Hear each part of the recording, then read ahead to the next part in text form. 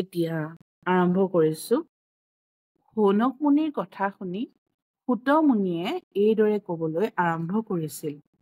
ত্ৰেতা যুগ পাৰ হৈ দ্বাপৰ যুগ যেতিয়া আৰম্ভ হ'ল, সেই সময়তে বসুৰ কন্যা সত্যৱতীৰ গৰ্ভৰ পৰা পৰাশৰ মুনিৰ ঔৰসত মহামুনি শ্ৰীল ব্যাসদেৱৰ জন্ম হৈছিল।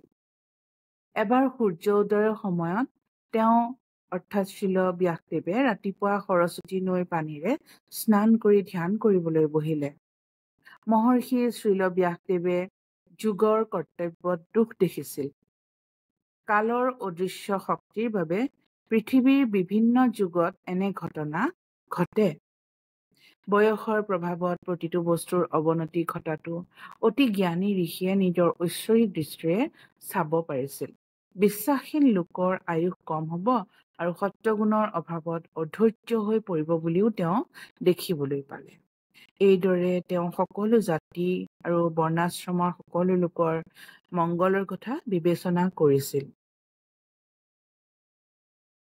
তেওঁ দেখিলে যে বেদত বৰ্ণনা কৰা যজ্ঞ এনে সাধন হয় যাৰ দ্বাৰা মনুষ্যৰ শুদ্ধিকৰণ কৰিব পাৰি।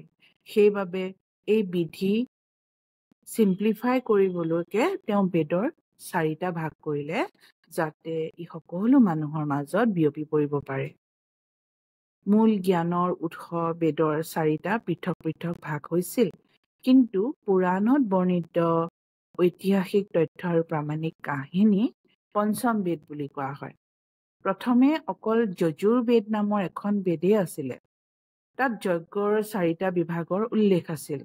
বৰ্ণাশ্ৰমৰ 4 আশ্ৰমৰ বৃত্তি শুদ্ধ ধৰণে পালন কৰিবলৈকে বেদক 4 ভাগত ব্যাসদেৱে ভাগ কৰিলে। যজুৰ্বেদ, ঋগ্বেদ, সামবেদ আৰু অথৰ্ববেদ। ইয়াৰোপৰি পুৰাণ, মহাভাৰত আৰু সংহিতাক একেলগে পঞ্চম বেদ বুলি কোৱা হয়। সংহিতা হৈছে য'ত বেদৰ মন্ত্ৰবিলাক সংকলিত হৈ আছে। কলি যুগৰ লোকসকলৰ কষ্ট নিবাৰণৰ বাবেই এই পঞ্চম বেদৰ সৃষ্টি হ'ল। ভাগৱত পুৰাণ এই পঞ্চম বেদৰে অন্তৰ্গত। এই সকলোখিনিয়ে ইতিহাস হয়। বেদ 4 ভাগত বিভক্ত হোৱাৰ পাছত ঋষি ঋগ্বেদৰ গুৰু পৈল হয় আৰু সামবেদৰ গুৰু জৈমিনী হয়। কেৱল ব্যাসদেৱ যজুৰ্বেদত সফল হৈছিল। অতি ভক্তিৰে সেৱা কৰা সুমন্ত মুনি অংগীৰাক অথৰ্ববেদ সমৰ্পণ কৰা হ'ল আৰু মোৰ পিতৃ ৰোমহৰ্ষণক পুৰাণ আৰু ইতিহাসৰ দায়িত্ব অৰ্পণ কৰা হ'ল। এইবুলি সূত মুনিয়ে কৈ আছে দেই। এই সকলো পণ্ডিতে পাছলৈ তেওঁলোকৰ হাতত গতাই দিয়া বেদসমূহ তেওঁলোকৰ বহু শিষ্য আৰু শিষ্যৰো শিষ্যক প্ৰদান কৰিছিল আৰু এইদৰে বেদৰ অনুগামীসকলৰ নিজৰ নিজৰ অনেক শাখা প্ৰশাখা গঠন হৈছিল। এইদৰে অজ্ঞান জনসাধাৰণৰ প্ৰতি অত্যন্ত দয়ালু মহামুনি ব্যাসদেৱে বেদবিলাকৰ সংকলন কৰিলে, যাতে অল্পজ্ঞানী লোকেও এইবোৰ ভালদৰে গ্ৰহণ কৰিব পাৰে। এই অনুগ্ৰহৰ দ্বাৰা মনুষ্যসকল জীৱনৰ চূড়ান্ত লক্ষ্যত উপনীত হোৱাত সহায়ক হ'ব বুলি মহৰ্ষি বেদব্যাসে ভাবিলে। এইদৰে তেওঁ নাৰী, সূত্ৰ আৰু দ্বিজবন্ধুৰ বাবে মহাভাৰত নামৰ এক মহান ঐতিহাসিক কাহিনী সংকলন কৰিছিল। দ্বিজবন্ধুনো কাক কয়? যিজন ব্যক্তি ব্ৰাহ্মণ, ক্ষত্ৰিয় আৰু বৈশ্য বা আধ্যাত্মিক বংশ হিচাপে জন্ম ল'লেও গৰ্ভধাৰণ সংস্কাৰ প্ৰক্ৰিয়া অৰ্থাৎ আধ্যাত্মিক পৰিয়াল পৰিকল্পনাৰ মাজেৰে নাযায়, তেওঁক প্ৰকৃত দ্বিজ বংশত জন্ম হোৱা বুলি গণ্য কৰা নহয়। গৰ্ভধাৰণ অনুষ্ঠানৰ পাছত আৰু বহুতো অনুষ্ঠান আছে। তাৰ ভিতৰত উপনয়ন অনুষ্ঠান এটা। এইটো আধ্যাত্মিক দীক্ষাৰ সময়ত হয়। এই বিশেষ ৰীতি নীতিৰ পিছতহে এজনক দ্বিজ বোলা হয়। যদি পিতৃ মাতৃয়ে আধ্যাত্মিক পৰিয়াল পৰিকল্পনা অৰ্থাৎ গৰ্ভধাৰণৰ ৰীতি নীতি পালন নকৰাকৈ কেৱল কামনাৰ পৰাই সন্তান জন্ম দিয়ে, তেন্তে এই সন্তানক দ্বিজবন্ধু বোলা হয়। এনে দ্বিজবন্ধুক শূদ্ৰ আৰু নাৰীৰ সৈতে অল্প বুদ্ধিৰ বুলি গণ্য কৰা হয়, যাৰ বাবে তেওঁলোকে ঐশ্বৰিক বেদৰ উদ্দেশ্য বুজিবলৈ অক্ষম। তেনে লোকৰ বাবে মহাভাৰত ৰচনা কৰা হৈছে। মহাভাৰতৰ উদ্দেশ্য হৈছে বেদৰ উদ্দেশ্য পূৰণ। সেয়েহে এই মহাভাৰতত বেদৰ সাৰমৰ্ম গীতা সন্নিৱিষ্ট আছে। অল্পজ্ঞ মানুহবোৰে দৰ্শনতকৈ কাহিনীৰ প্ৰতি আগ্ৰহ প্ৰকাশ কৰে।